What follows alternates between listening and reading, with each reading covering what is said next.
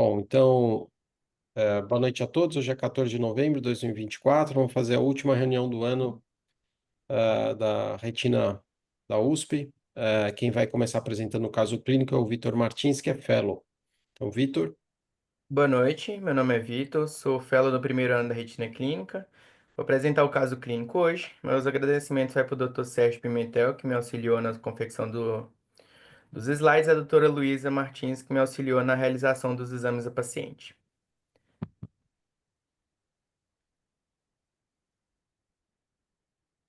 Minha paciente em questão é uma mulher branca, de 65 anos, com história de baixa de acuidade visual em olho direito há mais ou menos um ano, encaminhada por um oftalmologista externo para a cirurgia de catarata bilateral. Antecedentes oftalmológicos nega. História patológica pregressa tem uma pressão arterial sistêmica em uso de losartana e atenolol. E nada digno de nota na história familiar.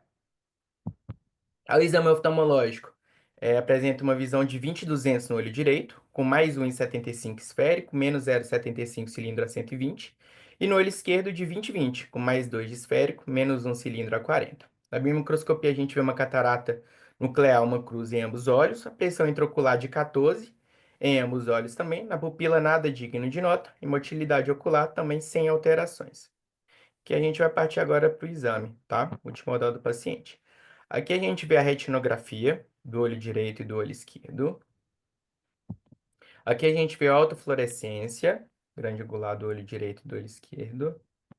Aqui, a autofluorescência do polo posterior do olho direito e do olho esquerdo. Aqui a gente tem o NIA infrared do olho direito e do olho esquerdo também. Aqui a gente tem o ACT do olho direito e o ACT do olho esquerdo.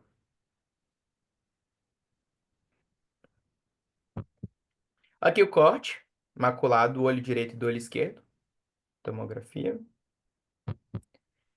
E aqui, diante de todos esses dados, sendo que é uma mulher de 65 anos, com pressão arterial sistêmica em uso de atenolol e losartana, com acuidade visual de 20/200 do olho direito e 20/20 do olho esquerdo, com piora da visão mais ou menos um ano, queria abrir para as hipóteses diagnósticas do caso. então, perfeito. Quem quer começar? Jorge, quer fazer as hipóteses aí? Ah, Então, um paciente de 65 anos, feminina, tem um descolamento seroso macular com um acumulado, acho que é mais um precipitadozinho hiperreflectivo sobre o epitélio pigmentado da retina. Na autofluorescência, a gente vê uns, uma área de hiperalto pegando região peripapilar superior e peripapilar nasal, você tem uma área de hiporalto, parecendo que você tem um sofrimento epitelicumentar nessa área de hiper. E algo causando também uma morte epitelicumentar da retina na região nasal superior, ao nervo óptico. Primeira hipótese diagnóstica que eu pensaria era uma serosa central, apesar de que ser mulher e 65 anos de idade. E uma história de um ano, ou seja, uma serosa bem crônica para estar nessa situação. A outra coisa que me chamaria atenção era algum tumor peripapilar, principalmente tumores metastáticos, pode fazer uma exudação, ou que eu não tenho nem anjo, nem endocianina, mas você pode ter uma lesão polipoidal, uma membrana peripapilar, e essa membrana pode estar vazando e fazendo um descolamento seroso macular. E toda essa região de, de sofrimento do epitélio pigmentar seria trajeto do líquido para que ele viesse pela gravidade até a região macular. Nesse momento ficaria esses três ideias. Serosa, mas pelos motivos não seria mais frequente, polipoidal, ou membrana neovascular ou polipoidal, ou uma tumoração. ótimo, ótimo, Jorge, excelente. É, Cleide, algum outro diagnóstico aqui? Não concordo com o Jorge, pensaria nessas três hipóteses. Assim, agora só fechando um pouquinho o funil, é uma membrana neovascular vamos dizer, na borda de um névus ou de um tumor pigmentado qualquer que a gente precisa estudar, dificilmente, uma membrana, vamos dizer, tipo 1, dificilmente daria, ou tipo 2, que a gente vê na borda no sofrimento de lesões pigmentadas, dificilmente daria tanto líquido. Então, essa quantidade de líquido que atinge a mácula sugere que a lesão que está vazando seja um pólipo, uma lesão polipoidal, que pode acontecer na borda de lesões pigmentadas ou simplesmente aí em cima seria uma rede neovascular associada a um pólipo. Mas como ela tem pigmento, eu acho que deve ter uma lesão pigmentada. Enfim, vai ter que fazer os cortes nessa região para ver do OCT. Tá. Vitor, mostra de novo o corte colorido dela, a retinografia, só para a gente ver melhor a lesão. Tá? Você não tem ele ampliado, né? Não, professor, não tem ampliado, tem Então, essa você vê que irregular. tem uma pigmentação aumentada na região supramacular, como o Jorge e a Cleide descreveram mesmo, certo? E aqui a gente não vê o descolamento seroso associado, né? Então, as hipóteses aí eu acho que estão todas incluídas. Você pode ter, então, uma membrana vascular, seja um pólipo, seja uma membrana vascular peripapilar, e que exudação formar esse líquido. Eventualmente tem uma central serosa crônica, mas a gente vê na autofluorescência, mostra a autofluorescência dos dois olhos, que ela não tem lesão no olho esquerdo, né? Então é incomum você ter uma central serosa crônica unilateral, né? Faz parte do diagnóstico diferencial, é importante colocar no diagnóstico diferencial, mas talvez não seja o mais provável. E aí na autofluorescência a gente vê que onde tem um descolamento seroso, essa lesão é hiperalto, né? Mas a lesão acima do nervo óptico é hipoalto, né? Uma borda só hiperalto, tá? Isso é importante para o diagnóstico diferencial também. Então, além das lesões neovasculares, sejam polipoidais ou não polipoidais, central serosa e, eventualmente, tumor, como foi levantada a hipótese aqui, né? Talvez para o tumor metastático tenha, em geral, a exudação é em torno do tumor, não adjacente ao tumor, né?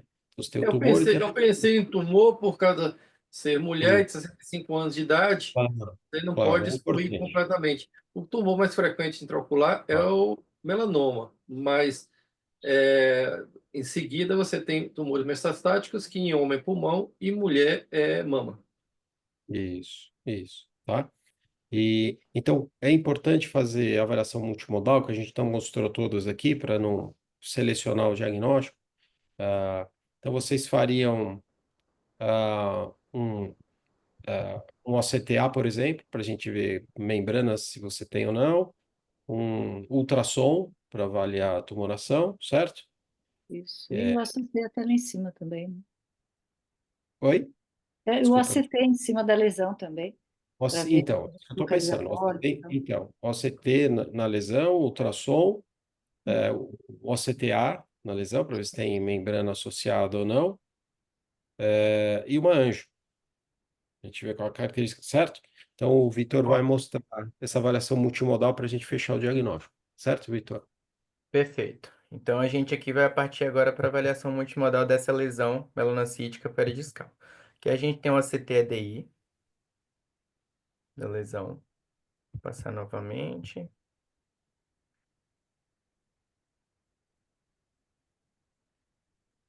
Aqui a gente tem angiografia com fluoresceína nas fases mais iniciais e nas fases mais tardias.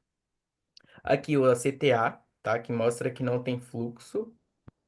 E aqui a gente tem um corte da lesão, tá?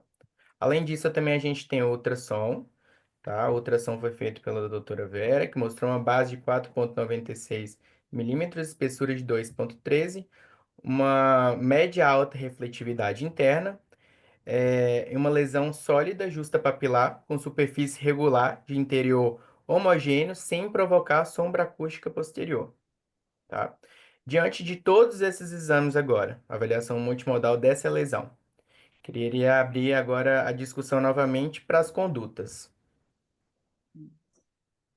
Bom, ainda para a hipótese, né? Então, a lesão está na coroide, é uma lesão pigmentada na coroide. Os dois principais diagnósticos aí seriam melanoma ou um nevus.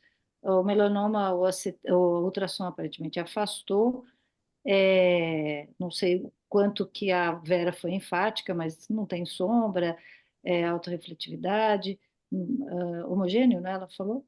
E então é muito alta a lesão para ser um nevus, mas o nevus comprimiria aí o EPR, causando um vazamento que não é comum, a gente não localiza nenhuma membrana neovascular, mas ainda assim poderia acontecer simplesmente pela isquemia da córrea capilar pressionada pela lesão, um vazamento crônico, atingindo aí a mácula. Mas o ACTA não mostrou nada, né? Não Não, mostrou. doutor, não mostrou fluxo não, em uma membrana não. Eu esperava encontrar uma membrana. Esses pontos de vazamento na anjo, sim, pode ser compatível simplesmente com o sofrimento do EPR, múltiplos pontos de vazamento, tipo uma central serosa-like, né? Porque sobre a lesão da coroide. Ela não tem mais nenhuma história sistêmica, nada. Não, Não, não. doutor. Só para quem não está Então, acostumado a ver OCT, para a gente, esse OCT embaixo à direita, OCT estrutural. Então, se vocês verem essa lesão escura, essa é a tumoração, né? Ao lado esquerdo dela a gente já vê coroide, acima dela a gente não vê coroide, porque ela está comprimindo a coroide e a capilar. Como a Cleide falou, essa compressão da capilar isquemia o EPR, o EPR perde o efeito de bomba dele e começa a ter extravasamento a partir daqueles pontos que a gente vê na anjo, como se fosse uma central serosa. Extravasamento que vai acumular na região macular, como se fosse uma calha vazando dessa área, né? Certo? Então, Certo, certo. e a Não, Cleide, que você. E eu ainda não descartaria um tumor metastático. estava pensando aqui, mas assim, é metastático, geralmente a localização dificilmente é peripapilar, É eles têm raro polipapilar. grandes não volumes de tem, líquido não tem e um ano de duração, certo? é, Já estaria com uma perda estaria visual num tumor significativa. benigno, né? É. Mas Pigmentado, né? a lesão é hiperpigmentada, então a gente chama isso de lesão melanocítica, melanocítica indiferenciada. Fica entre o nevus e o melanoma. Tem mais Hum. características de nevus do que do melanoma. A gente viu a ecografia, o ultrassom. Mostra o ultrassom de novo, Vitor. Porque ela tem uma refletividade interna alta, ela não forma um ângulo capa, certo? Ela não é característico de melanoma com certeza, A certo? lesão, a lesão basal é menor que 5 milímetros, que é um fator de risco para transformação maior maligna, e a espessura também de 2,13, né? Então, mas eu acho que a lesão, se fosse metastática, ela daria uma evolução muito mais rápida, uma queixa aguda e ela Mais grave e rápida num período tão grande que ela está se queixando, ou seja, passaria para uma lesão melanocítica indiferenciada. isso, tá? Mas, Agora, tudo bem, essa paciente perdeu visão, ela está com 20 e 200 de visão. O que que a gente pode fazer? Quiser passar o slide de novo, Vitor? Aí, o que que a gente faz para... Quais seriam as sugestões para tentar diminuir esse líquido subretiniano da mácula e tentar melhorar a visão dessa paciente? PDT? Então, ótima opção, a gente poderia fazer um PDT, talvez. e Quando a gente micropulso tem também, PDT, né? quando a gente faz PDT em central serosa, a gente quer isquemiar, quer reduzir a espessura de coroide. Aqui, a coroide está Já comprimida. morreu. Então, Coroide Mas já morreu aí. isso. PDT seria uma boa opção se isso tivesse característica de um hemangioma, né? Mas como é uma lesão mais para Isso. sólida, o PDT é, ele vai piorar ainda a circulação da coroide que sobrou ali, que é basicamente uma coroa capilar comprimida. Então, acho que tem um potencial, inclusive, de piora. A outra coisa é reforçar o EPR, que aí seria com o micropulso, né? Assim, as experiências não são fantásticas, mas também não tem grandes riscos. No EPR desse tão sofrido, eu não pensei em micropulso, porque esse EPR está extremamente sofrido.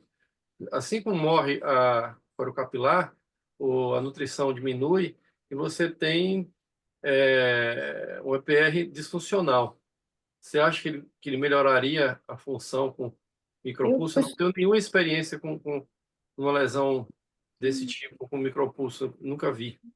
é, não, eu Tem pessoalmente acho descrito, que tem Jorge, pouca chance, mas eu tentaria, né? E tem já descrito fiz em com literatura região. isso. Tem escrito em literatura micropulso, mas tem outra coisa que se pode fazer. A gente faz em central serosa, quando tem vazamentos, esses vazamentos focais, Ah, faz laser térmico. o É, laser não, fotocoagulação é, térmica, focal, focal. Então, azul. é como se a gente estimulasse uma cicatrização desse EPR que está pouco funcionante e fechasse esse vazamento contínuo do contraste, né? Então, seria uma outra opção, né? Fazer E laser tem normal. laser Laser térmico seria uma opção, micropulso pontos de seria outra vazamento. opção, e tem uma terceira opção de descrição em literatura, TTT. Ai, muito, Seria Onde o tudo TTT, o demais. termoterapia, você faz infravermelho 810 nanômetros, uma temperatura que teoricamente que os americanos chamavam de cooking. Você não fotocoagularia, que já é uma outra fase do aquecimento, mas você faria um aquecimento moderado dessa região, principalmente a pele pigmentar, que absorve mais o calor porque tem pigmento. Então, É, seriam essas três opções o que a único gente tem em senão aí literatura. do TTT é uma localização muito peripapilar, tem um certo risco, mas acho até que assim, aí o objetivo seria destruir realmente e fechar todo o EPR e criar uma cicatriz coreo-retiniana, talvez até Tá. funcionasse, mas acho que sempre tem risco, né? TTT é uma abordagem de sempre tem risco. Então, então, essas são as opções. Esse é o diagnóstico, essa é a complicação desse diagnóstico, dessa lesão meningocítica com exudação macular. Essas são as opções terapêuticas, e daí o Vitor vai mostrar o que foi feito, então, para a gente ver a evolução, tá? Vitor? Perfeito. Então, esse paciente, a princípio, foi indicado um TTT subliminar, tá? Então, foi feito o TTT subliminar. Normalmente, a gente foi indicado fazer com uma mira bem grande, uma potência bem baixa, uma duração mais prolongada. Então, fez um TTT subliminar bem nessa área, de extravasamento, bem na área do nevo, tá? O mês 0, a gente fez o TTT. No mês 1, melhorou bastante o fluido subfoveal, e no mês 2 melhorou também bastante, tá? Então ele respondeu muito bem ao laser. Porém, no mês melhorou bastante o fluido subfoveal, porém na área da lesão voltou a ter fluido perilesional. Ó, do mês 1 para o mês 2 voltou a ter esse fluido. Aqui, nesse mês 2 alguém faria algum outro tipo de conduta ou observaria? Queria abrir de novo para a hipótese. Mas Fazia não laser entendi qual foi esse fotocoagulação. tratamento. O tratamento foi o quê? Foi o laser usando 500 micras sobre os pontos de vazamento. O Perfeito. laser focal. Vazamento. Mas com um tempo prolongado de ação Ah, e uma potência mais baixa. Como se tá. você Mas não é um combinasse. TTT, é um É um laser laser, é um laser. convencional térmico para fotocoagular os pontos de vazamento. Mas isso aí foi infravermelho ou foi. O TTT original é 810 nanômetros, é infravermelho. Isso aí foi Mas 502 verde, azul. Não, a gente fez no laser nosso, que é 577, foi meio que uma tentativa de ajustar de acordo com o TTT. Eu vou é o falar laser depois. Mas amarelo. é mais para fotocoagulação mesmo, porque você Isso. já está usando aí Isso. 577, é um laser verde.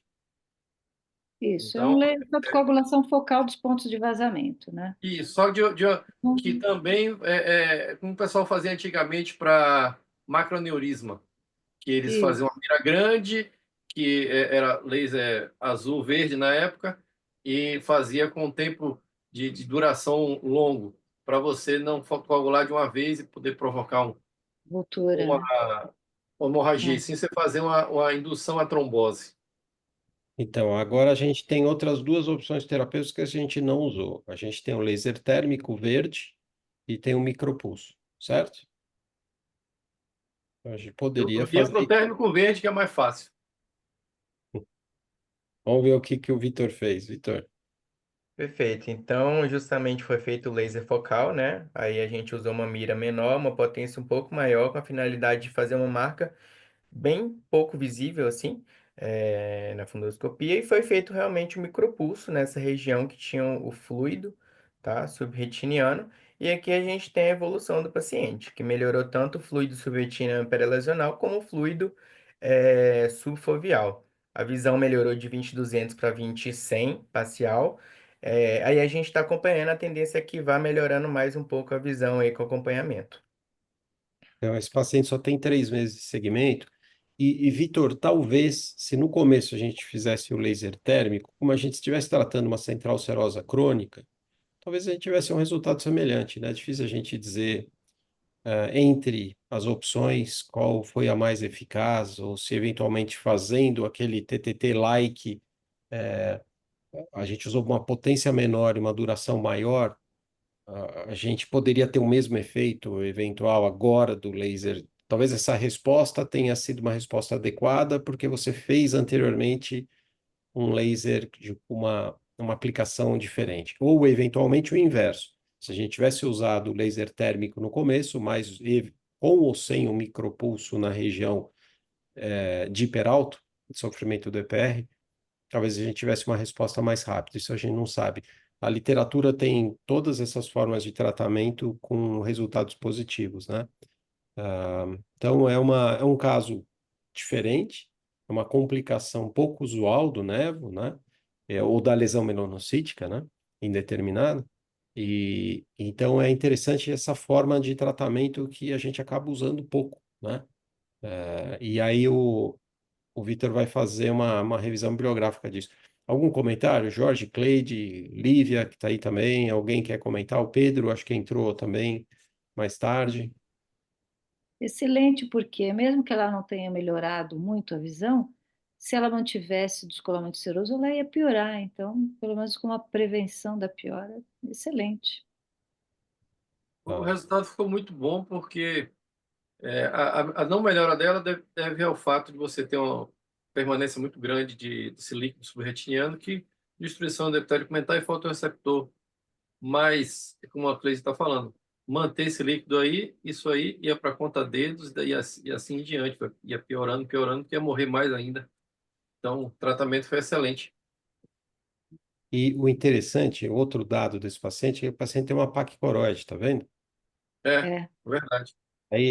Aí não é um EDI, mas ele tem paquivasos que vão até lá em cima, principalmente acima no OCT superior esquerdo. Nesse corte a gente vê mais essa alteração pigmentar. Logo abaixo tem um vaso da Haller bem grande, comprimindo a córeo capilar lá em cima. Então, talvez pacientes com nevo de coroide ou com lesão melanocítica, próximo da região macular, em pacientes com paquicoroide, tem uma predisposição de desenvolver um quadro de exudação desse tipo. Talvez a resposta seja diferente de um paciente que tivesse a coroide mais fina, né? Isso não tem documentação na literatura falando sobre isso, mas eventualmente, né, possa ter correlação, tá?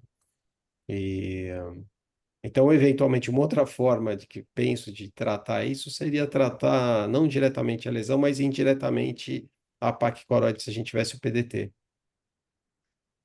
Mas é só suposição, tá? Só suposição. Se a é. gente não tem na literatura esse dado para comprovar, tá? Então, Vitor, você quer fazer uma revisão? Aí, se alguém quiser fazer algum comentário em seguida, pode ficar à Perfeito. Professor, vontade. posso tirar só uma dúvida, professor? Oi, Bernardo aqui. fala, Bernardo. Esse paciente tem vários fatores de risco para progressão, para Tem. melanoma. Não sei se vale a pena Não, a acompanhar gente vai falar. direitinho o tamanho. Então, Bernardo, a gente vai falar isso no final. Esse paciente tem 3 fatores de risco importantes para a progressão para melanoma de coroide. Então, isso significa que em 5 anos, ele tem um pouquinho mais de 30% de chance de conversão dessa lesão melanocítica indeterminada para um melanoma. Mas a gente vai falar isso muito bem lembrado, Bernardo. A gente vai. Porque uma coisa é tratar a complicação visual dele, outra coisa é ter uma transformação maligna. A gente tem que estar atento e seguir esse paciente de perto, Bernardo, que a gente vai seguir e ele tem um risco em 5 anos de um pouquinho mais de 30%, tá? De conversão para melanoma, que é um risco alto, né? A gente vai acompanhar, super bem lembrado, Fernando. Vitor, você quer continuar? Perfeito. Vamos lá, Tá. professor. Então, a gente vai fazer uma revisão sobre o nevo de coroide. É o tumor intraocular benigno mais comum, prevalência de 4 a 7%. Tem um baixo risco de transformação maligna, 1 a cada 8.845 pessoas tem essa transformação. Um estudo de 2023 mostrou que em 3.422 olhos com nevo, 75% eram mais velhos, mais de 50 anos, e 63% eram mulheres. A monitorização é importante por causa do potencial de diminuir a acuidade visual e transformação em melanoma, né? Como o Bernardo falou. A gente fala um pouquinho do exame multimodal, né? A autofluorescência é um exame importante, pode mostrar hipoalto devido às características da degeneração da EPR, né? Drusas podem ter na superfície ali e podem ser hiperalto na autofluorescência, tá? Porém, quando tem pigmento laranja, que fala a favor mais de melanoma, essa hiperalto se torna muito mais evidente que uma drusa, tá? O OCT justamente mostra uma massa coroidal que pode comprimir o EPR e pode ter fluido também intrarretiniano e subretiniano, como mostrado na figura ao lado. Na angiografia com fluoresceína pode mostrar hiperfluorescência por causa dessas alterações do EPR também, tá? Se tiver membrana vascular, pode ter uma hiperfluorescência tardia também. Na angiografia com indocianina verde, a gente vê essa hiperfluorescência do nevo, que é observada até as fases tardias. E um dos principais exames que a gente tem que falar também é do ultrassom. No nevo de coroide, o modo A do ultrassom, a gente vê uma média alta refletividade, como mostrado aqui nessa imagem acima. Já no melanoma, possui uma baixa refletividade interna, que a gente chama de ângulo capa, né? Um importante diagnóstico diferencial também é o hemangioma, que tem uma alta refletividade, tá? Então, esses ultrassons são importantes para a gente fazer também o diagnóstico diferencial. Carol Shields, em 2019, elencou alguns fatores de risco para progressão, transformação maligna no nevo de coroide. Então, ela citou alguns fatores de risco, né? Entre eles a espessura, maior que 2 milímetros visto no ultrassom, o fluido subretiniano, sintomas de perda de acuidade visual para 20/50 ou pior, o pigmento laranja, visto na autofluorescência, cavidade acústica do melanoma, que é uma baixa seletividade, né? E o diâmetro maior que 5 milímetros visto na retinografia. Nosso paciente, a questão, tem três fatores de risco, né? A espessura, o fluido e os sintomas. E esse estudo justamente mostrou que em 5 anos de acompanhamento, paciente que tem três fatores de risco apresenta uma porcentagem mais ou menos de evoluir para melanoma de 34%. De acordo com mais fatores de risco, a gente vai tendo uma maior porcentagem de transformação maligna. O tratamento, na maioria dos casos, é observação, né? Porém, quando o paciente ele chega a primeira vez, o próximo exame tem que ser 3 a 4 meses para a gente acompanhar de perto. E o tratamento é reservado em casos de complicação, como exsudação e membrana vascular. Nessa imagem aqui, a gente vê justamente um paciente com membrana vascular e um nevo de coroide. Foi tratado com injeção intravítrea e melhorou após algum tempo, tá? Outro tratamento também que é o TTT subliminar, né? Esse estudo aqui mostrou que 13 pacientes com lesões pigmentadas de coroide fluido subretiniano foram tratados com esse TTT subliminar e 11 pacientes resolveram o fluido completamente, tá? Porém, o TTT ele é feito, como o Jorge falou, com laser vermelho, uma potência de 200 a 600, uma mira de 500 a 3.000, uma duração de 1 a 6 minutos, guiado pela angiografia com fluoresceína e a marca tem que ser pouco visível ou não visível. E aqui ao lado a gente fez justamente o laser que a gente tem lá, que é o laser amarelo, uma potência bem mais baixa, uma mira de 500 e uma duração de 3 segundos. A gente tentou ajustar mais ou menos de acordo, mas não dá para falar que é um TTT subliminar, né? Um parâmetro alterado do laser lá que a gente usa, tá? Outro tratamento também que é o laser focal, né? Normalmente esse laser focal é feito com uma potência o suficiente para produzir uma queimadura minimamente visível. E é guiado pela angiografia com fluoresceína, que ao lado a gente vê justamente um nevo, foi feito um laser focal e o fluido subretiniano na região macular, após 6 semanas, melhorou bastante. E por último, o PDT. PDT também tem estudos que falam que pode melhorar. Nesse estudo aqui foram 17 pacientes com nevo de coroide e exsudação. Normalmente o PDT a gente faz uma infusão intravenosa de VT-porfina, depois de 10 minutos o PDT é aplicado, né? Nesse estudo foi aplicado uma potência de 600, comprimento de onda de 690 e uma duração de 83 segundos e aplicado sobre a superfície do nevo. E dos 17 pacientes, 9 tiveram uma resolução completa e 8 uma resolução parcial do fluido. Também é um tratamento bastante eficaz, tá? E por fim, queria deixar meus agradecimentos especiais à doutora Vera, que me auxiliou no ultrassom, e deixar meus agradecimentos para apresentar o último caso clínico do ano. Joia, Vitor. Super obrigado. Excelente a revisão que o Vitor fez. O caso é muito pouco usual, né, Vitor? Bacana, a gente vai continuar acompanhando. Quem sabe no ano que vem, Vitor, vale a pena, como apêndice do um outro caso que você apresentar, você mostrar a evolução depois de 3 meses desse paciente, né? E Perfeito. continuar acompanhando de perto, né, como foi lembrado, para ver eventualmente conversão maligna dessa lesão melanocítica, como o Bernardo chamou a atenção. Excelente, muito bom. Obrigado, Vitor. Agora a gente segue com a imagem da semana, e quem vai apresentar é o Lércio Araújo Filho. Se quiser compartilhar, Lércio. Boa noite, professor. Lércio é fellow cirúrgico. Aparecendo, professor? Tá certinho? Aparecendo. Isso. Beleza, vamos lá. Cara, essa imagem vai ser muito interessante, né, professor? Essa é bem interessante. Essa vai ser interessante, essa vai ser bem interessante. Então vamos lá, professor. Eu gostaria de agradecer ao professor Sérgio pela imagem e dando início à imagem. De antemão, eu já adianto que não vamos ter informações da paciente em si. O foco é priorizar realmente abrir um pouco os diagnósticos e falar sobre as alterações propriamente ditas do OCT e aprofundar nisso. E aí eu gostaria de abrir discutidores. Tá bom. Então, o que a gente quer é que vocês escrevam essa lesão, ah, suponham um diagnóstico aí, e descrevam essa lesão. Esse paciente tem um descolamento do epitélio pigmentar com uma ausência, né, de um segmento do IPR que alguns chamaram de abertura do IPR, quando é no topo, outros chamaram de SMAP, quando não tem o descolamento do epitélio pigmentar. Aí, fora isso, tem o descolamento seroso associado com esses focos hiperrefletivos e, enfim, isso geralmente está associado com DMRI, mas pode estar associado com maculopatia paquiviteliforme, com distrofia macular do adulto, se bem que aí esse descolamento do IPR não é tão característico da forma macular do adulto. Mas eu chamaria isso de abertura do IPR no descolamento do epitélio pigmentar. Tá. Então, só que tem outro nome, Cleide. A ótima descrição Além da do Cleide. SMARP, além do SMARP, É, é. Então, é isso que a gente queria chamar a atenção, porque o mais importante aqui é o que a Cleide falou. A gente vê a linha do EPR hiperrefletiva, vê a BRU embaixo, né, vê essa dupla camada, mas logo abaixo da fóvea, no setor nasal, a gente não vê a linha do EPR contínua. Você consegue mostrar, Lércio, consegue mostrar a linha com um pointer seu ou não? Eu não consigo. Deixa eu Acho ver que se eu não, né? consigo. Não faz mal, não faz mal. Mas a linha do EPR que está logo abaixo, hiperrefletiva, ela desaparece, né? E acima dela, você não tem uma conexão com a retina. Você tem um descolamento seroso acima dessa linha.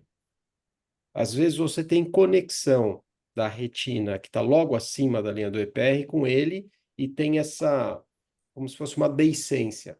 Mas hoje isso tem um nome, tem uma descrição, ainda não publicada. mais um nome. Não, um nome que engloba tudo, todos os anteriores, Cleitinho. Aham, É isso que eu acho legal dessa apresentação aí que o Lércio vai fazer, entendeu? é. Então, o Bailey Freund apresentou agora no Congresso da Academia Americana de Oftalmologia uma aula em que ele resume todos os nomes anteriores, o que você falou, micro-RIP do EPR, uma abertura do EPR, SMARP, fez um diagnóstico único, explicando a fisiopatologia de todas essas lesões que se chamavam de nomes diferentes para uma fisiopatologia comum, e com um nome agora adequado para duas lesões um pouquinho diferentes, mas com essa deiscência do EPR. Eu acho que essa aqui isso que é legal na apresentação do Vitor. A partir de agora a gente vai chamar essas lesões, não vai chamar de SMARP, de abertura de EPR, de micro-RIP e das outras lesões, vai chamar dessa nomenclatura que o Freud propôs, que é bem interessante, com um estudo histopatológico também, dessas lesões, né, da Curcio.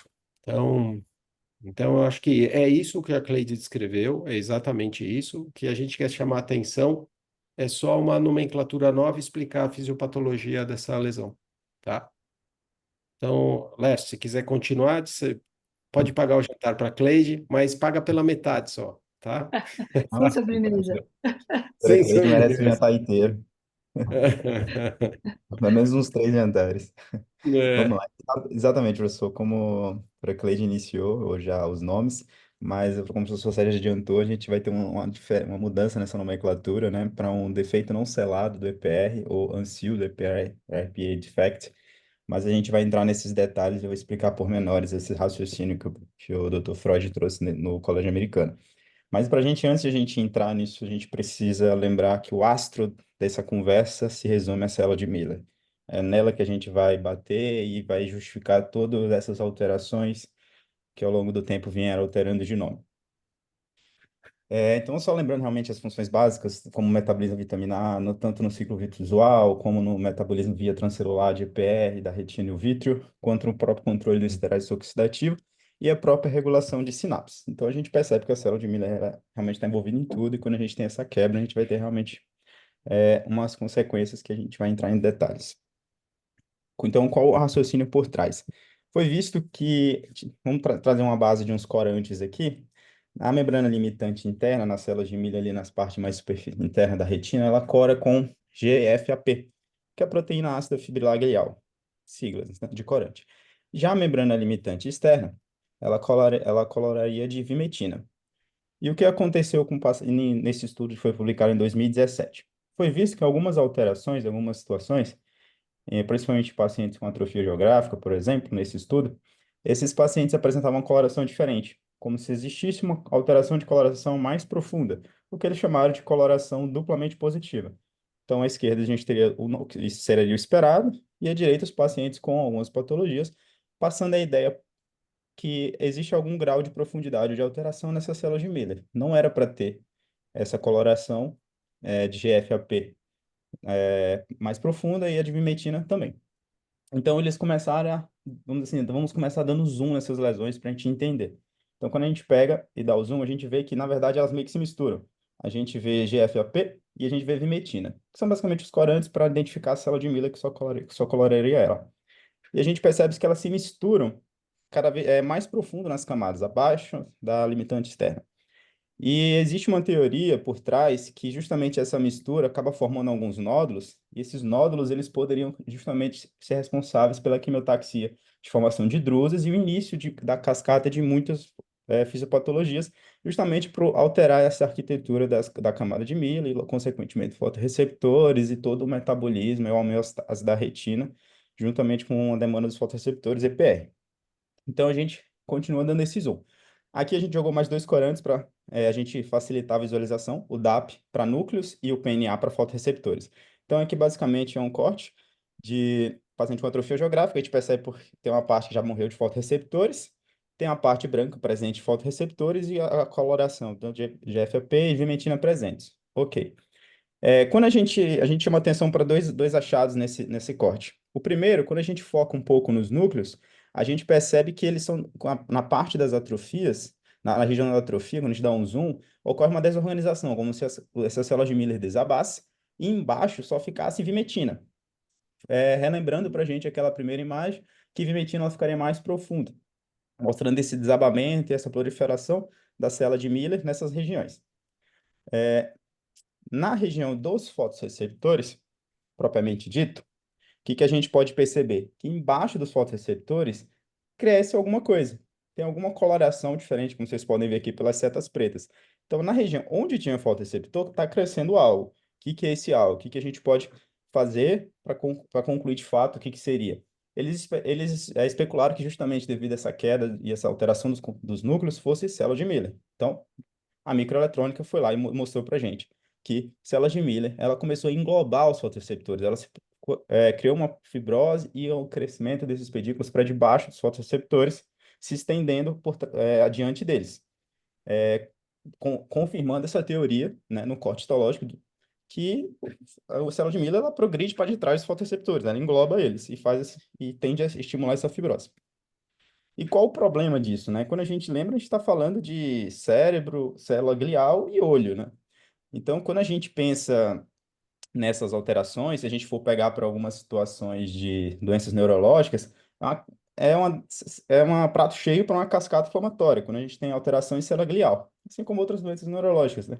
E isso vai influenciar diretamente em liberação de fatores antiogênicos, que a gente já tem todo o histórico na retina, mas agora numa localização mais localizada, mais própria da região das células de Miller, embaixo dos fotoreceptores, prejudicando, consequentemente, a permeabilidade vascular, né?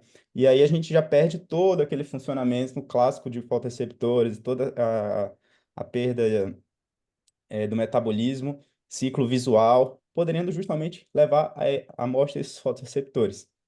Então, não seria simplesmente uma alteração no sentido de adaptativa, mas sim realmente maligna, no sentido de prejudicar a fisiologia normal e levar à morte desses fotoreceptores. E em 2019, a gente teve alguns trabalhos que começaram a relacionar isso, esses cortes histológicos com o OCT, devido justamente à melhora, né, na aquisição das imagens. E aqui, se a gente for ampliando, a gente consegue ver que abaixo, na área de atrofia, a gente consegue ver essa proliferação, essa fibrose. Justamente, esse caso foi um ACT feito 4 meses após o paciente ver a óbito, aí conseguiram fazer a autópsia, né? E viram que na área de atrofia tinha sim essa fibrose nas áreas de atrofia, fibrose na qual se estendia para abaixo dos fotoreceptores, reafirmando essa teoria. E aqui, quando a gente dá um zoom bem grande, a gente percebe essa área mais cinza, né? Que se estende desde a área de atrofia até para abraçando os fotoreceptores, certo? E outra situação que somente esse artigo trouxe, que ele se estende para baixo do EPR também. E ele ainda não entra no critério se isso poderia ser um fator de risco pior ou melhor, mas ele cita que teve casos em que essa proliferação ela ia para debaixo do EPR. Então, assim, trazendo agora para algo mais palpável, tá? Eu entendi que a célula de Miller ela consegue ele se proliferar, causar uma fibrose, ela consegue abraçar os fotoreceptores e alterar o metabolismo. O que que a gente pode ver disso? Então, eles pegaram, naquele primeiro estudo, as imagens normais e trouxeram. Beleza, aqui tem um caso de um paciente, tinha uma atrofia, veio a óbito, a gente foi lá e fez o corante, e eles viram que tinha essa alteração. Tinha a alteração do GFAP e da vimetina, era não só na área de atrofia, mostrando que tinha célula de Miller onde não deveria, e até um pouco adjacente, condizendo com a teoria da lesão aos fotoreceptores, né? E aí a gente tem alguns outros casos para ilustrar, mostrando justamente que não é um caso isolado e que a gente pode ter essa relação de fato. Essa aqui é a mais ilustrativa. Então, até como o professor Sérgio adiantou, e adorei o nome dessa sessão, Ventos das Mudanças, né? Porque provavelmente é talvez isso que o Billy Freud quis trazer para a gente, que ele focou muito na questão do OCT, conseguir trazer isso para a gente, para trazer essa nova nomenclatura de lesão selada para lesão não selada, justamente devido a essa questão da conformação das células de Miller. Então, essa lesão selada seria um defeito associado com disrupção das camadas de fotoreceptores devido à reatividade das células de Miller. Isso é mais comum em DMRI, em quadros de placa coroide, em plaques de débitos serosos crônicos, devido a justamente essa formação de uma membrana glial e o remodelamento das células, levando a maior perda de fotoreceptores, justamente devido à quebra desse fluxo do metabolismo, né, homeostasia.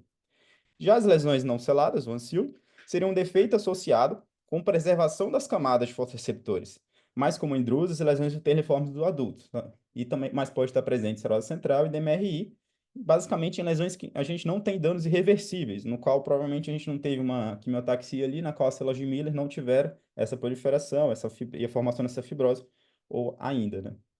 E aí, então, a gente, nessa alteração do ACT, a gente consegue trazer bacana as duas para ficar bem nítido a diferença. A lesão selada, quando a gente teria a preservação da membrana limitante externa, não teria progressão e a proliferação fibrosa da célula de Miller, e a lesão não selada, basicamente com a alteração da camada da célula de Miller. da membrana limitante externa. Então, quando a gente compara as duas, o que de fato diferencia elas é basicamente se tem dano ou não ao fotorreceptor, certo? Porque se tiver dano, altera aquela coloração GFAP, nas células de Miller vão ter a proliferação, a vimentina altera, e a gente vai ter a formação da membrana, dando o clássico defeito Silos para a gente. Se a gente não tiver o dano, a ausência de dano ao fotorreceptor significativa, vai ter preservado as células de Miller, dando defeito não selado. Então, quando a gente compara os dois, reforçando justamente essa questão, o ancilo seria o defeito associado com disrupção das camadas, e o inverso seria quando preserva os fotorreceptores. Então, basicamente, teria relacionado justamente com o dano ou não ao fotorreceptor. E por que, né, trazer isso? Porque teve essa discussão já há muito tempo, né? O que veio, qual o nome, ou é só uma questão de ângulo de qual a gente está enxergando, porque desde 92, como a professora Cleide muito bem falou, já foi levantado o nome da questão de ser micro-RIPS, né? Na época ainda não tinha OCT, então só foi esquematizado uma lesão de EPR. Aí depois, com os OCTs, em 2016, foi sugerido a abertura do EPR. Aí, em 2017, também, defeito atípico, com das camadas dos fotorreceptores, e veio essa evolução de nomes tentando entender um pouco melhor, né? O próprio em 2019 já foi considerado talvez mais uma lesão de cronicidade ou uma lesão de complicação. Aí vem em 2022 o famoso SMARP, né? E em 2024, aquela polêmica se podia ou não podia estar relacionado com drusa, mas de fato, só foi realmente agora em 2024, com esses artigos mais recentes sobre histopatologia e anátomo patológico, que a gente conseguiu deixar um pouco esses nomes talvez um pouco mais de lado e mudar ou trazer essa nomenclatura, como o professor Sérgio falou, que englobe bastante todas as alterações onde a gente teria defeito fotorreceptor ou não, fazendo as lesões seladas ou não seladas. E aqui a gente traz os cortes só para ficar um slide bem resumo para a gente pegar a evolução dos casos. Mas era isso. Muito obrigado. Excelente, Lércio, parabéns. Então, o Lércio fez um resumo histórico aí, veio de os anos 2010 para frente, né, até hoje, e resumindo a ideia do Bailey-Freud sobre todas essas nomenclaturas, ele explicou a fisiopatologia baseado na histopatologia, nos estudos da Curcio, e agora então a gente chama essas lesões de defeito do EPR selado ou não selado, de acordo com essa evolução fisiopatológica, envolvimento ou não de células de Miller e lesão de fotorreceptor ou não, né? Como o Lércio explicou brilhantemente. Lércio, parabéns. Certo? Obrigado, professor. Tá? Então, isso não está publicado ainda. Esse artigo do Bailey Freud ele deve estar publicando. Tem alguns colaboradores que mandaram as imagens para ele. É, e logo a gente vai ter essa publicação com toda essa descrição, mas que o Lércio já falou sobre o artigo antecipadamente, certo? É isso aí, Lárcio. Obrigado. Excelente, tá? Legal, Obrigado, né, professor. Cleide? Legal, né, Jorge? Bacana, né? Muito, muito legal. Nossa, porque isso daí é uma confusão. Cada um quer É. colocar o seu próprio nome. A gente conversou sobre isso também lá em BH, no Summit. Perguntamos Hum, para o Massada, ele também discordava desses nomes todos. E, enfim, uhum. é muito interessante. Uma Bacana. coisa interessante é quanto a gente está evoluindo para o entendimento da célula de Miller, que ela é muito importante no processo visual. No passado, a gente achava que ela é só estrutural, mas ela tem muita função metabólica, tanto na homeostase, na fisiopatologia, na fisiologia normal, como também no processo patológico, quando você tem uma injúria qualquer à retina, ela responde tanto quanto o peripimentar, que antes a gente pensava que era mais uma reação da peripimentar, mas a célula de Miller é muito importante. É isso aí, Jorge. Perfeito, perfeito. Ó, excelente. Agora a gente vai passar para o artigo que vai apresentar a Laura Goldfarb. E a Laura que é R2, ela vai falar da eficácia de uma droga chamada de belzutifan. Essa droga é usada via oral. Ela é inibidor de um fator, que é o fator 2-alfa indutor de hipóxia, que está relacionado à formação de hemangioblastomas difusamente, sistemicamente, na doença de von Hippel-Lindau. E a gente vê muitos pacientes jovens perdendo visão pela formação de hemangioblastoma de retina. E essa droga consegue fazer a regressão, inibindo esse fator, né? O belzutifan consegue inibir, fazer a regressão desses hemangioblastomas, que é uma coisa difícil de a gente fazer com laser, com crio. Então, a gente vai ter uma forma nova de ajuda no tratamento de von Hippel, e a Laura vai detalhar os resultados desse trabalho super importante. Laura? Boa noite a todos. Vocês estão me ouvindo e vendo os slides? Estamos sim, Laura. Perfeito. Então, meu artigo da semana é justamente sobre essa nova droga que surgiu agora, e que esse artigo saiu esse ano nesse journal de tamanho e impacto. Então, justamente, o título é Oral Hypoxia Inducible Factor 2 Inhibitor belzutifan in Ocular von Hippel-Lindau Disease. E o estudo justamente, ele é uma análise de um subgrupo, fase 2 de um estudo que já estava em andamento. Bom, introduzindo um pouco sobre a doença de von Hippel-Lindau, ela é uma condição genética que leva à formação de tumores em múltiplos órgãos, incluindo o olho, como hemangioblastoma de retina. Então, aqui eu coloquei ao lado uma fotinho para a gente identificar esse hemangioblastoma, e ele tem esse aspecto bem típico, com um vaso nutridor indo até o tumor. Mas, como eu disse, esses tumores eles podem ocorrer em múltiplos órgãos, como exemplo, por exemplo, o rim. O objetivo desse artigo era analisar a eficácia desse medicamento, que é um inibidor oral do fator induzível por hipóxia, para tratar hemangioblastomas de retina associados justamente a essa doença. Sobre os métodos, o tipo de estudo é um estudo fase 2, aberto de braço único, e a amostra são adultos com um ou mais tumores de carcinoma de células renais mensuráveis, associadas à doença de von Hippel-Lindau, que não precisavam de intervenção cirúrgica imediata. E justamente o braço desse estudo, ele veio desses participantes, que já era um estudo que estava em andamento, como eu disse, e tiveram 11 estados americanos que entraram no estudo. Além disso, o Reino Unido, a França, a Dinamarca, e foi entre 2018 e 2019 que todos esses participantes entraram. No total, foram 61 participantes, sendo que destes, 12 tinham hemangioblastomas ativos na retina.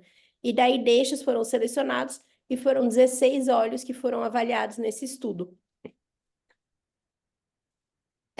Sobre o tratamento, né? Então, era com esse medicamento, com 120 miligramas oral diariamente, até a progressão da doença, até a regressão da doença, desculpa, escrevi errado aí, ou toxicidade intolerável. O critério primário de avaliação foi justamente a resposta do medicamento ao hemangioblastoma de retina, medida por imagem fundoscópica colorida a cada 12 semanas. Então, esses pacientes a cada 12 semanas eram reavaliados. E sobre a avaliação ocular, com avaliações secundárias, tinham OCT, angiografia fluoresceínica, com grande ocular. E aí, sobre as imagens e respostas, esses exames de imagem, eles foram avaliados em um centro paralelo, independente, para justamente ser um estudo duplo cego, em que eles definiam essa resposta do tratamento, com melhora, estabilidade e progressão. E o segmento, a mediana foi de 37,3 meses, até o corte de dados, onde que eles pararam para fazer a parte estatística do estudo, que foi em abril de 2022. Sobre os resultados, né? Então, a taxa de resposta em relação ao tratamento foi 100%. Então, todos os pacientes que entraram, os 16 olhos, eles mostraram uma melhora no hemangioblastoma de retina, com um intervalo de confiança e um resultado estatisticamente significante. E, além disso, sobre a evolução dos tumores, nenhum novo hemangioblastoma ou progressão ocular foi observado no período. Então, aqui a gente consegue ver essa tabelinha em que a gente vê que todos tiveram uma resposta e mais ou menos a duração para resposta foi 2,7 e todos os pacientes tiveram uma melhora sem nenhuma piora ou sem nenhuma não resposta ao tratamento.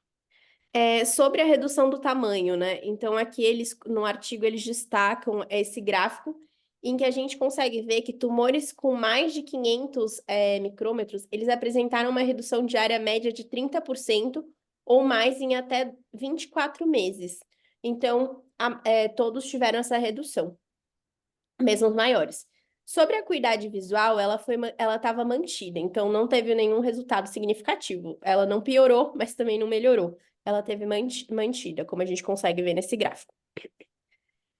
Bom, e em relação à redução do tamanho, né? Então, o que aconteceu? Eles pegaram esses 10 de 24 hemangioblastomas, ou seja, em 8 olhos de 6 participantes, eles mediam mais que 500, na maior dimensão linear de base. E aí, o que eles fizeram? Eles pegaram as imagens desses pacientes, que estão aqui ao lado, né? E a gente consegue ver no baseline. E aí, após a realização do tratamento, eles mediram tanto no primeiro ano quanto no segundo ano. E aqui a gente consegue ver uma redução que eles mediram e deu 15% em 12 meses e uma redução de 30% em 24 meses. Então, é algo bem significativo. Aqui estão todos os pacientes. Então, a gente tem tanto esses quanto esses aqui que eles fizeram essa análise. E aqui está bem pequenininho, mas a gente consegue ver que tem as medidas. Bom, agora também sobre os efeitos adversos, né, dos medicamentos. Então, assim, de efeitos adversos, os mais comuns foram a anemia, que tiveram em 91,7% dos pacientes, e fadiga em 83,3% dos pacientes. Dos eventos graves, 33% dos pacientes experimentaram efeitos adversos de grau 3 ou superior. E aí, justamente, eles falavam isso no texto e não falavam o que eram, né? Esse maior que grau 3. Aí eu fui olhar no material suplementar e eles dão essa tabela aqui. E aí, basicamente, eles vão graduar, assim. Então, o nível de anemia que o paciente teve, se foi muito grave, é grau 3 ou superior, ou seja, algo significativo, né?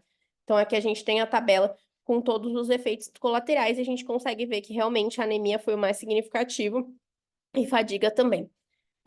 Bom, sobre as considerações clínicas, então, nenhum evento relacionado ao tratamento levou à interrupção prolongada, exceto em um caso específico de um paciente que teve um descolamento de retina tratado com vitrectomia. Mas aí eu também vi no suplemento material, um pouco mais aprofundado no artigo, que o responsável pelo estudo, ele falou que esse descolamento de retina especificamente não teve relação com o medicamento, que eles conseguiram comprovar isso.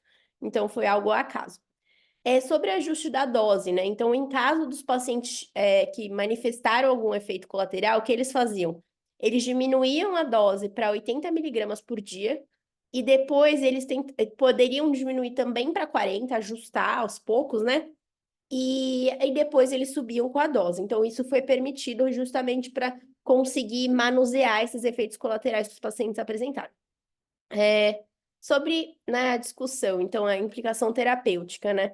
Esse medicamento, ele pode proporcionar uma opção de tratamento farmacológico para hemangioblastomas de retina, evitando intervenções mais invasivas. Sobre as limitações do estudo, que eu acho que é algo bem significativo, o número foi muito pequeno de participantes e também não tem um grupo controle, né? O que é mais difícil no caso desses medicamentos. Mas o que eu acho que é muito importante a gente destacar é que esse número de participantes foi bem pequeno. E quando a gente pensa estatisticamente num estudo em que a gente tem um efeito colateral tão grande num número pequeno, se a gente for levar isso em conta para uma população grande, talvez isso seja muito significativo, né? Então, os próximos passos justamente são estudos adicionais para avaliar o efeito a longo prazo e também se o medicamento ele pode potencializar terapias ablativas. Então, fotocoagulação, laser, então seria entrar como um medicamento adjuvante para as outras terapias também, que pode ser algo bem bacana. Bom, então concluindo sobre esse paper, sobre eficácia, né? Ele demonstrou que ele é uma atividade promissora contra a doença, incluindo a capacidade de controlar os hemangioblastomas retinianos com efeito sustentado por mais de 2 anos, enquanto em andamento do tratamento. Sobre o perfil de segurança, ele é consistente, bem tolerado pelos pacientes no geral, então nenhum paciente realmente teve que interromper, mas vários tiveram efeitos colaterais, que até que foram considerados graves em alguns casos, né? Como eu falei, 33% tiveram maior que grau 3. Sobre as perspectivas clínicas, os resultados sugerem que o medicamento pode ser uma alternativa eficaz para pacientes com tumores oculares, especialmente aqueles inoperáveis por localização em tamanho. Então, acho que é interessante a gente pensar que pode ser mais uma opção terapêutica que está surgindo. Excelente, Laura. Bom, é isso, gente. Excelente. Obrigada. Parabéns, viu, Laura? Excelente. Então, a Laura resumiu bem os efeitos positivos e os efeitos colaterais desse medicamento, mas é um tratamento novo. Talvez a gente possa usar por um tempo mais curto, regredir a lesão que a gente não consegue tratar adequadamente com laser, tratar a lesão e retirar a droga. Então, talvez com uma droga adjuvante, como você falou. Mas é um avanço grande, né, Laura? Porque muitas dessas lesões a gente não consegue tratar e alguns desses pacientes vão para perda visual nesse olho. E essa lesão, essa doença é uma doença que envolve os dois olhos. Então é muito importante, apesar do índice alto de anemia e de fadiga, prostração que esses pacientes têm, ah, eu acho que é um ganho. Eu acho que é um ganho. Esse tem que ser mais estudado e o número maior de pacientes, né, Laura, como você destacou. Mas é bom que a gente tem no arsenal terapêutico para von Hippel essa droga a mais, né? Não é isso. Só tem um detalhe também que eu lembrei sobre os efeitos colaterais, Uhum. é que a maioria desses pacientes, eles já têm outros tumores no corpo. Então, eles Certo. também falaram que isso pode estar relacionado. Muitos deles, aliás, todos os pacientes do estudo, eles tinham tumores renais. Então, isso já está relacionado, né? Então, doença crônica, anemia, todas essas Tá. coisas. Então, são pacientes que também já não estavam no estado de saúde perfeito, né? Então, também isso pode ter efeito sobre os resultados dos efeitos colaterais. Acho importante colocar isso também.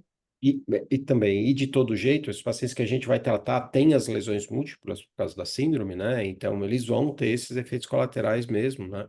Talvez a droga não induza tudo isso, como você falou, mas os pacientes que a gente vai tratar vão ter esses efeitos mesmo, né?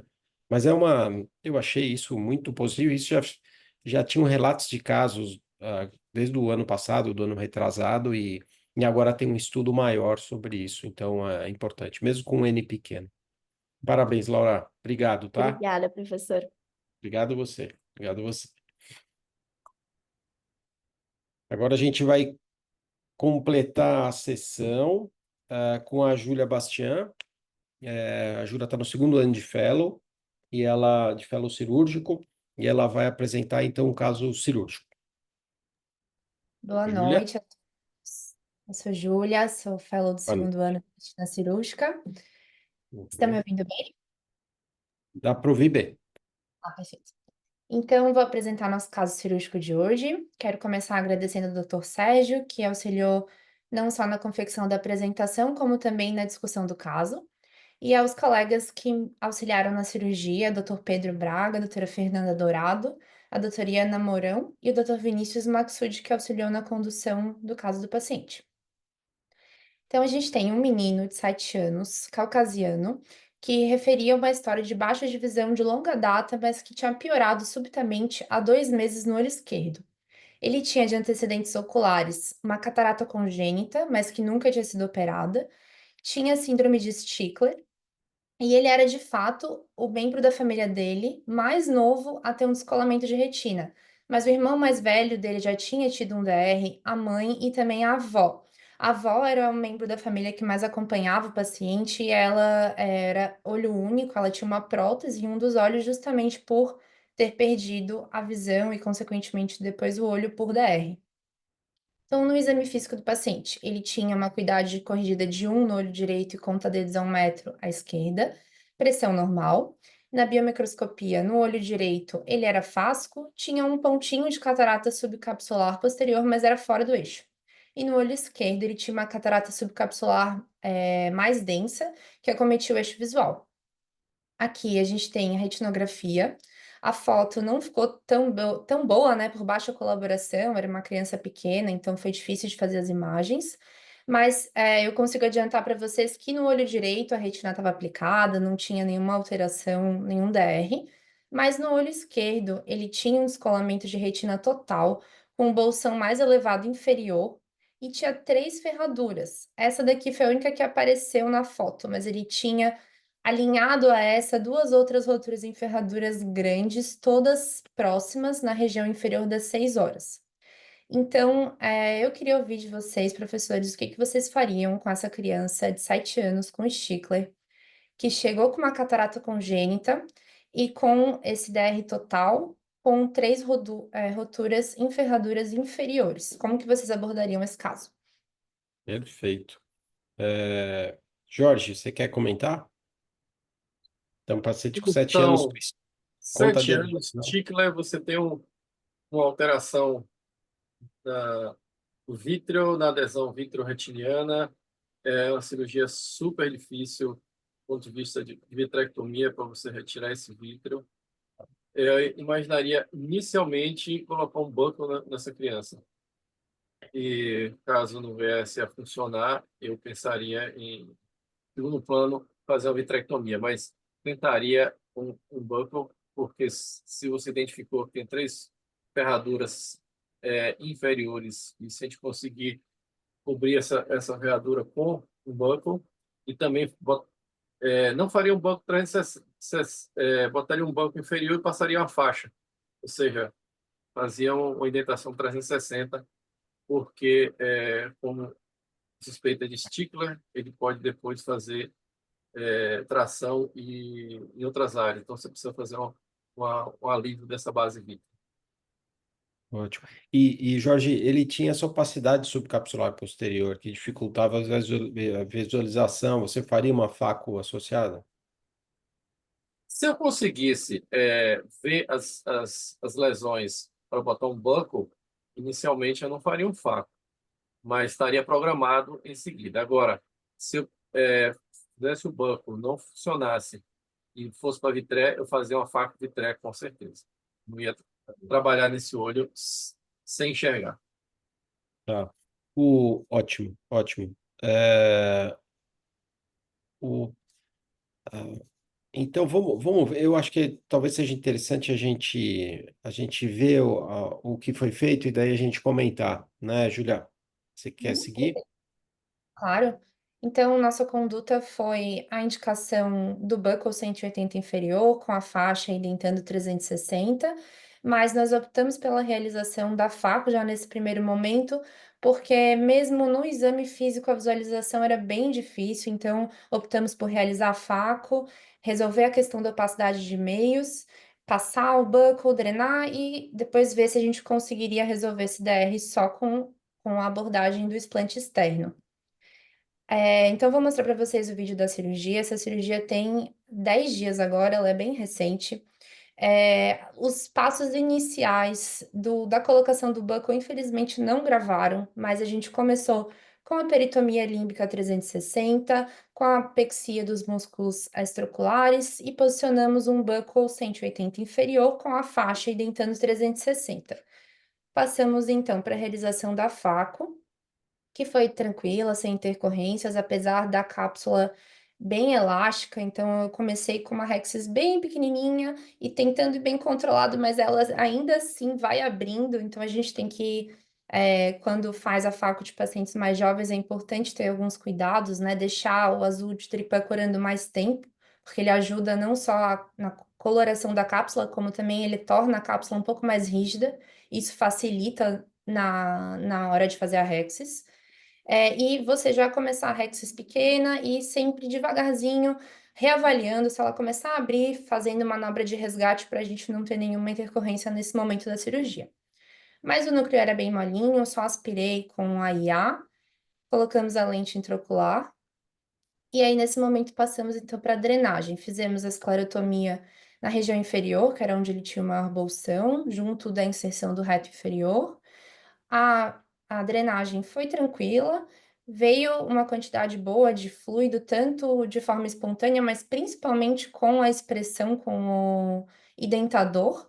Espontaneamente veio pouco líquido, mas com a expressão veio um pouco mais. E a gente insistiu bastante, o olho ficava bem hipotônico, a gente reformava e novamente tentava ir fazendo essa expressão para que saísse o máximo de líquido possível nesse momento, e depois nós reavaliamos. Então, o que que a gente via, né? Depois de resolver a catarata.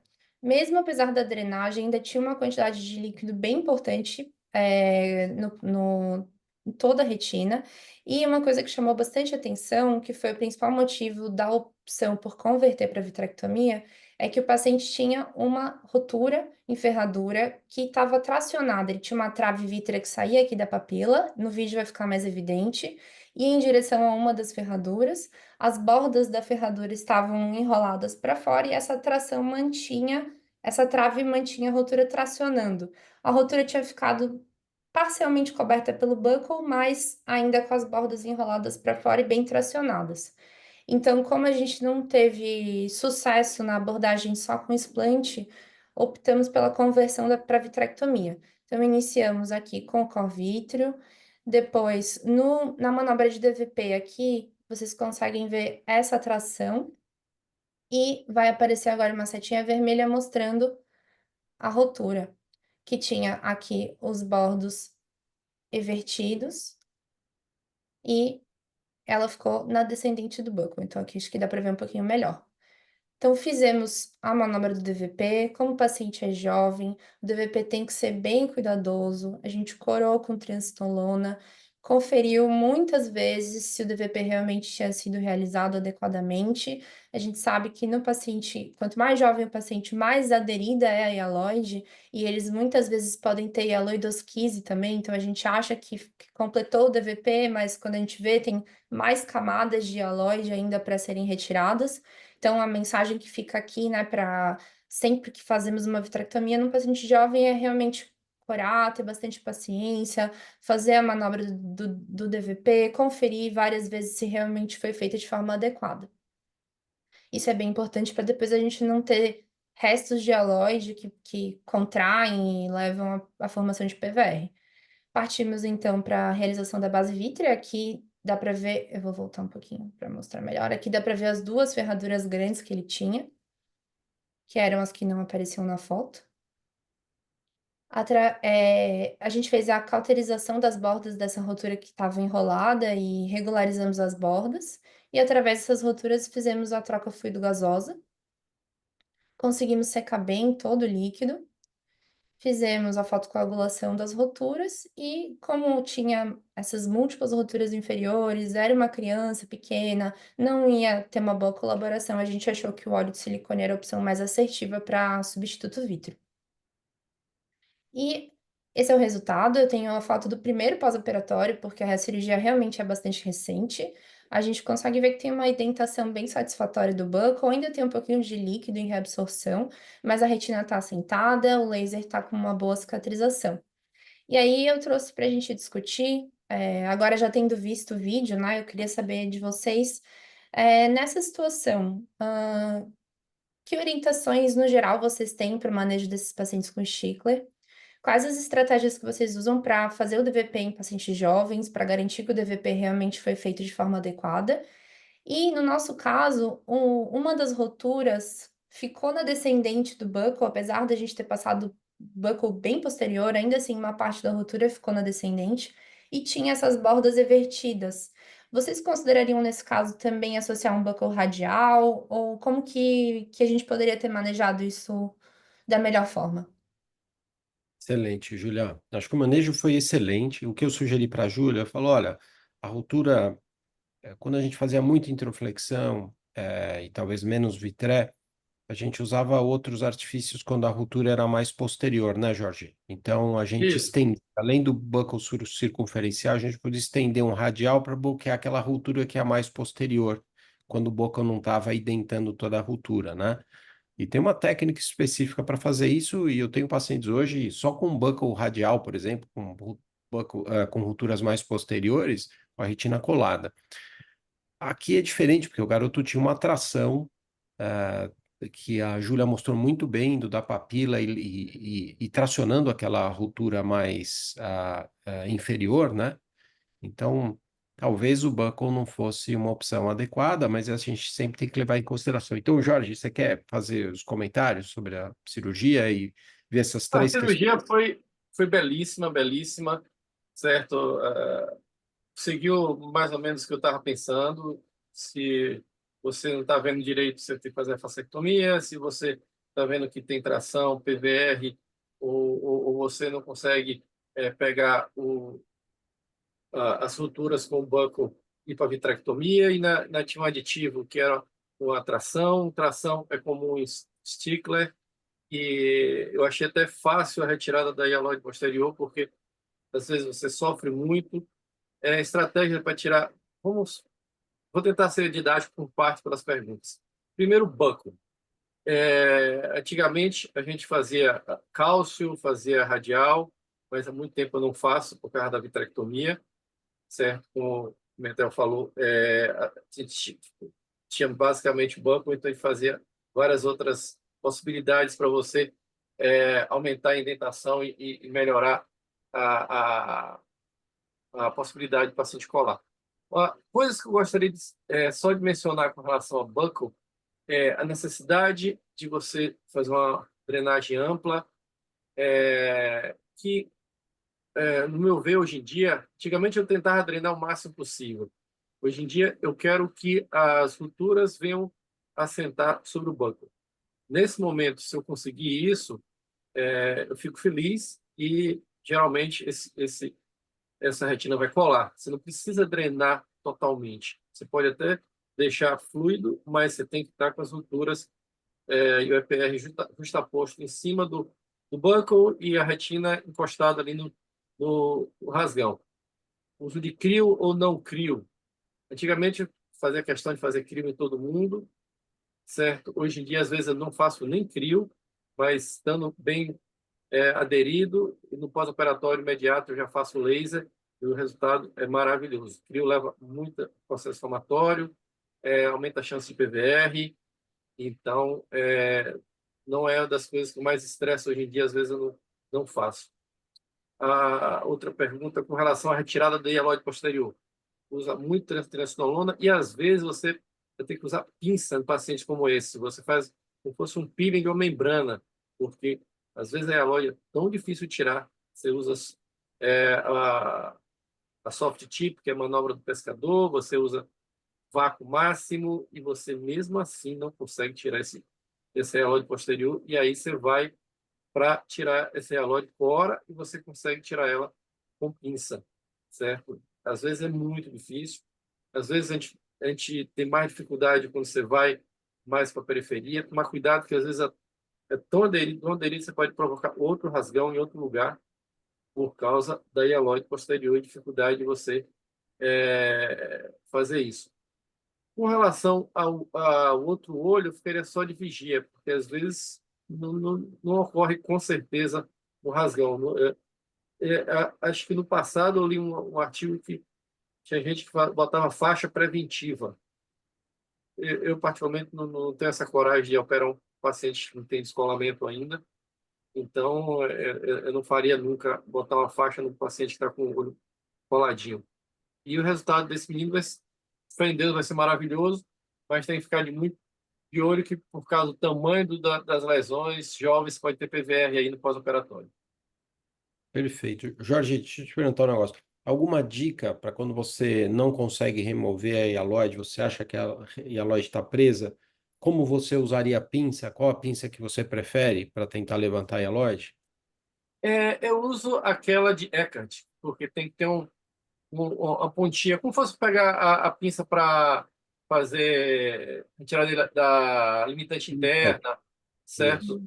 Isso. Porque se você pegar aquela, tipo, a serrilhada, que é a jacaré, você não consegue pegar, porque é muito delicado, entendeu? Se tivesse alguma região colada, geralmente é melhor você ir da região descolada para a região colada, e não insistir no que está colado. É mais difícil ainda remover do local que está descolado. Local que está com alguma parte, se você tiver um descolamento parcial, a tendência é você tentar puxar para o lado que está colado, fica um pouco mais fácil de retirar. Não me lembro aqui agora, tem alguma coisa que você te lembra aí de dicas para tirar esse hialóide, que é super difícil? Não, o que eu falei para a Júlia é a manobra do pescador, que é para você identificar Isso, se isso. ainda Eu, tem eu, a hialoide ou não, né?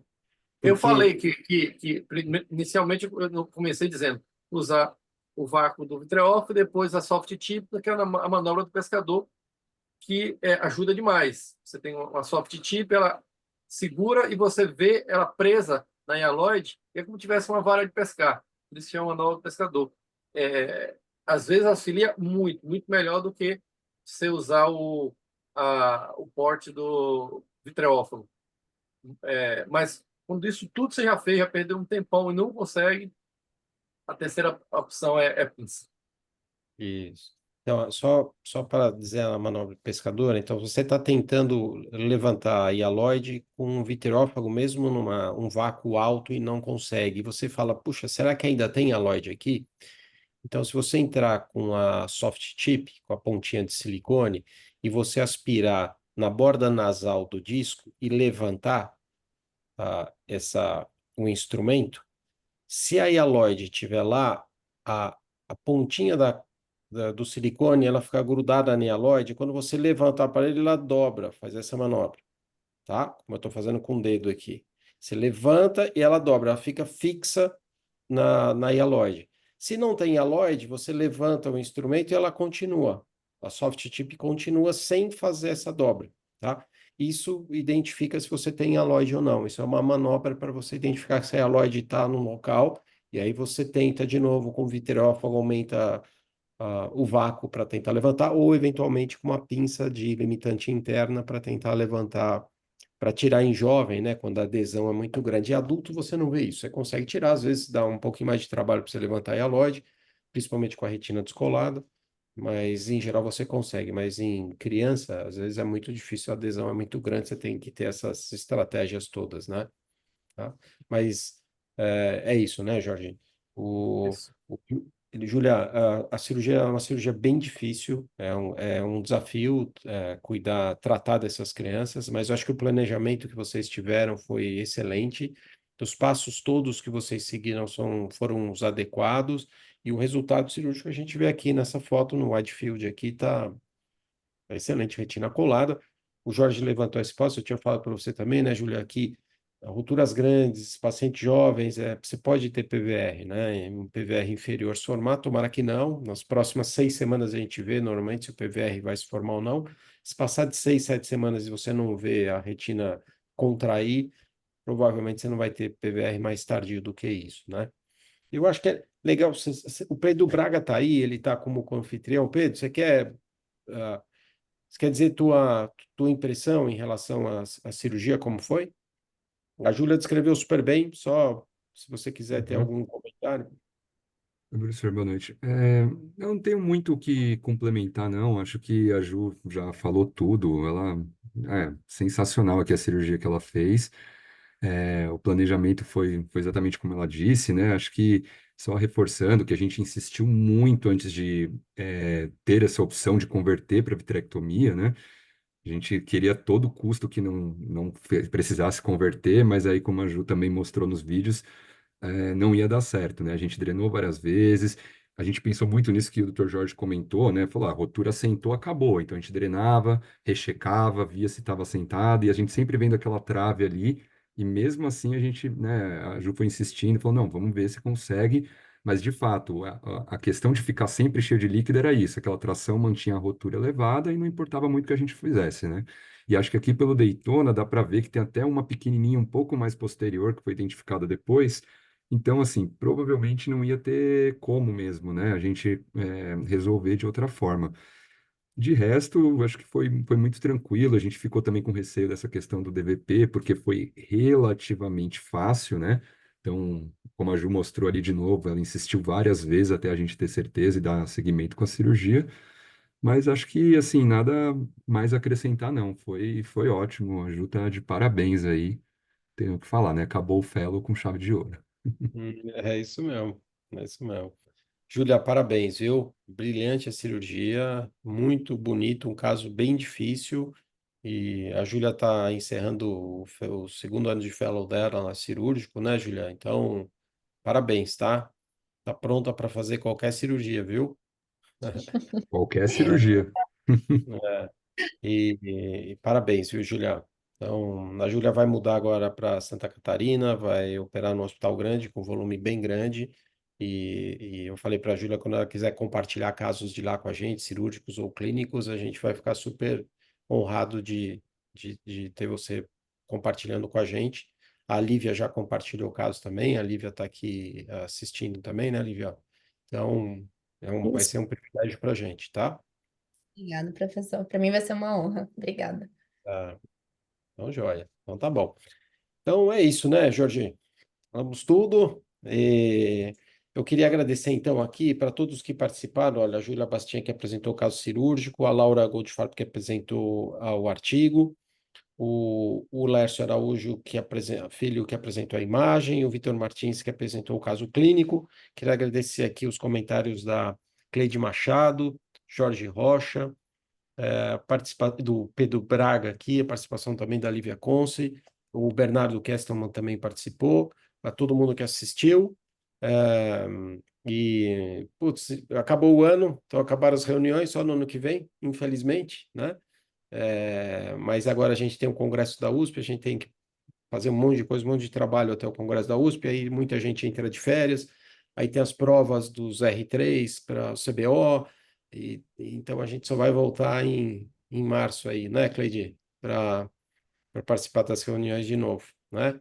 É Eu isso queria que mesmo. todo mundo se despedisse aí, Cleide, Jorge, e no ano que vem a gente se fala de novo. Cleide? Quer dizer tchau para todo mundo. Foi um ano ótimo. Que o ano que vem seja melhor. Todo mundo esteja aqui de novo, mesmo quem já está saindo do hospital, como a Júlia, É, e me é, prestigiar. é isso aí. Jorge? Eu quero mais agradecer por um ano maravilhoso que a gente teve. Acho que todo mundo aprendeu bastante, discussões maravilhosas. A sessão é lúdica, porque a gente aprende, mas é divertido. É um exercício é, intelectual muito legal você ser apresentado um caso. A gente não tem conhecimento do caso prévio, então você tem que realmente pensar e tentar vasculhar em todos os diagnósticos diferenciais e chegar a uma conclusão. E logo após você tem uma revisão maravilhosa, que geralmente a gente aprende demais. E isso também ajuda a manter a amizade do grupo, da instituição, do time, porque as discussões todo mundo compartilha os problemas. Então, medicina é muito difícil. Quem achar que é fácil já está no lugar errado, porque a gente passa anos e anos e anos e continua aprendendo, continua tendo dificuldades, tendo dificuldade na cirurgia, mas que eu já sei que o caso vai ser difícil, às vezes é muito mais difícil do que você achava que era. Então, compartilhar isso ajuda muito, porque vê que você não está só. E isso faz a medicina agradecer. Estou muito feliz em poder estar aqui com vocês e compartilhar esses momentos de aprendizado e amizade. Obrigado. Jorge, a gente que agradece a tua presença aqui sempre, viu? É uma honra, é um privilégio para a gente ter você, tá? E agora a gente vai fechar com a Júlia se despedindo, ela representando todas as pessoas, todos os fellows que estão saindo esse ano, para estar de outras pessoas brilhantes, como os que estão saindo, brilhantes, como a Júlia que está saindo agora. Então a gente se despede e a gente fecha, viu, Júlia? Bom, então, em nome de todos os fellows, eu agradeço imensamente todo o aprendizado. A gente com certeza está num lugar privilegiado de ter contato com todos vocês diário, poder discutir os casos e dividir nossas dores, nossas angústias e aprender também não só a técnica, mas também toda a parte humana e a experiência que vocês têm. Eu sou muito, muito grata e com certeza eu vou continuar frequentando a reunião, mesmo quando acabar o fellow. E é isso, gente. Muito obrigada. Feliz ano novo e até ano que vem. Ótimo, Júlia. Até ano que vem para todos, tá? Obrigado, obrigado, tá? Um abraço para vocês. A gente se vê no Congresso da USP antes de acabar o ano, né? A gente vê todo mundo lá, né? Todo o pessoal que está É um assistindo vai congresso. assistir no YouTube, a gente vai ver lá Vamos também. ver. Abraço. Tchau, tchau. Obrigado, Julia. Tá? Tudo de bom para vocês. Obrigada, Tchau, Cleiton. professor. Tchau, Jorge. Tudo de Boa bom. noite. Tchau. Um abraço para todos. Tchau, tchau. Até. Tchau, tchau.